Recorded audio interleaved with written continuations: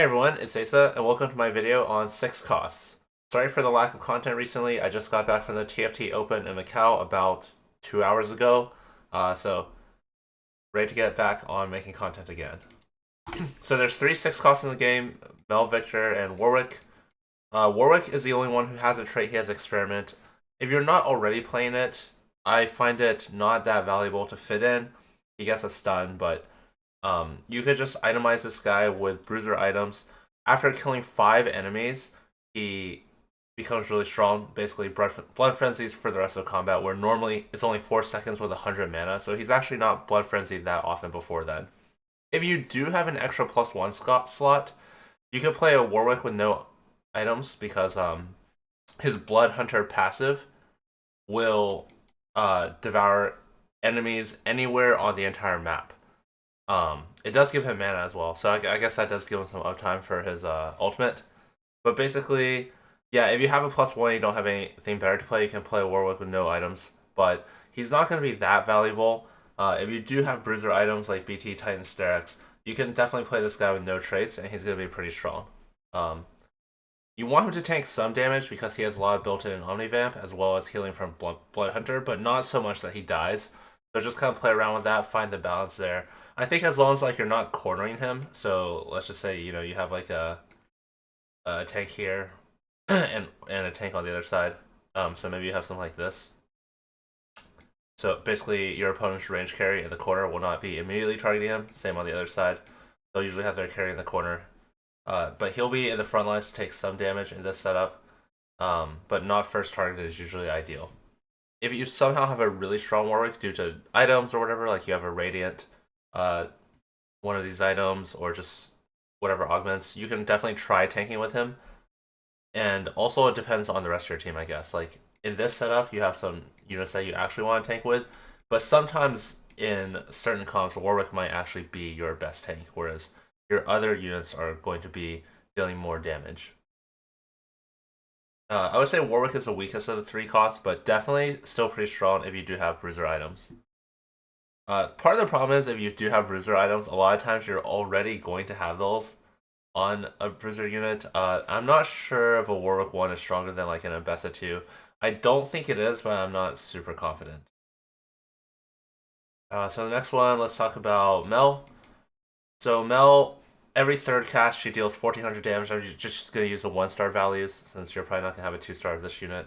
Every cast, it deals about 600 spread amongst 3 targets. So basically, 1400 every 3 casts. So divide by 3, that's about 450. So she's doing about 1000 damage per cast. But she also shields for 300 to 3 targets. So she's doing 1000 damage and 900 shield per cast. So basically, about half of the value of her ability is in the shielding, and half of it's in the damage. Because of this, AP items are less effective compared to mana items. AP item is not bad, but mana, you can kind of think of mana is double effective or AP is half effective. Either way you want to think about it. AP is not going to be too bad. Mel 1-star is going to be a pretty solid carry. It's going to be fairly on par if you have like a 2-star Heimer or a 2-star Silco or 2-star Zoe. Same item. She's going to be doing about the same amount of output. Probably a little bit less damage, but she has that shielding utility. So 40 mana unit, so blue buff is going to be her best item for sure. But you could also go double or even triple mana items on this unit, like Nasher or Shojin. Especially if you're low HP, you want to get those casts out as fast as possible to get the Spanish Rage proc, which basically gives you an extra life. After the extra life procs, so when you go to 1 HP, she gets extra damage up as well. Mel can also hold your anti-heal. Yeah, spreads it pretty well. Mel also dashes around the arena. I don't think it matters too much where you position her, but I tend to think opposite side of whoever you want her to shield is ideal. I'm not sure it's super consistent, but I feel like let's say I want to shield let's just say I want to shield these units over here. I'll usually put Mel over here. She usually dashes this way, but I'm not sure how consistent it is. Yeah, blue buff definitely ideal. You could go multiple meta items on her as well. Because again, I'm not sure if I said this. I hope I did, but The reason is her shield does not scale with AP at all. Whereas for most other units that do kind of this damage plus shield, their damage and shield will both scale with AP. That could be just for example, like Swain. AP gives him more defense and more offense. Uh, plus Crank doesn't do that much damage, but again, AP scales his damage and offense. Same thing with Mundo, scales his defense and offense. Same with most of these units. But Mel's shield does not scale at all with AP. Really strong unit. Um, if you, I think I'm I put Mel on my board probably about 90% of the time I find one. Definitely try to find a way to fit her in if you can. I wouldn't drop something like 7 Ribble for Mel, but I might just drop whatever other plus one I was playing. Like I might drop like an at least 2 for a Mel, depending on the items. Especially with Banish Mage, the extra life is really valuable. Viktor is probably the strongest of the 6 costs. I would say, unless you're in the final 1v1 against someone with Banshee's Veil on their main carry, or like Quicksilver Sash, I think you should be playing Viktor close to 100% of the time you hit him. Just for one unit, getting the 2-second team-wide stun, which is very reliable. If you put him in the backline, you will get it extremely frequently. The mana here shown on the tooltip on Tactics Set tools, I guess, is not up to date. He basically needs to auto 4 times. It's 4 out of 8 before casting. Occasionally you could get 2 casts off, but it's pretty rare. But even getting 1 cast off is a full team-wide stun for 2 seconds on the enemy team. That's really, really crazy for just one unit. This effect has been in past sets. In fact, I think it's been like almost every single set since set 7, but it's normally on par with like a 3 or 4 piece trait.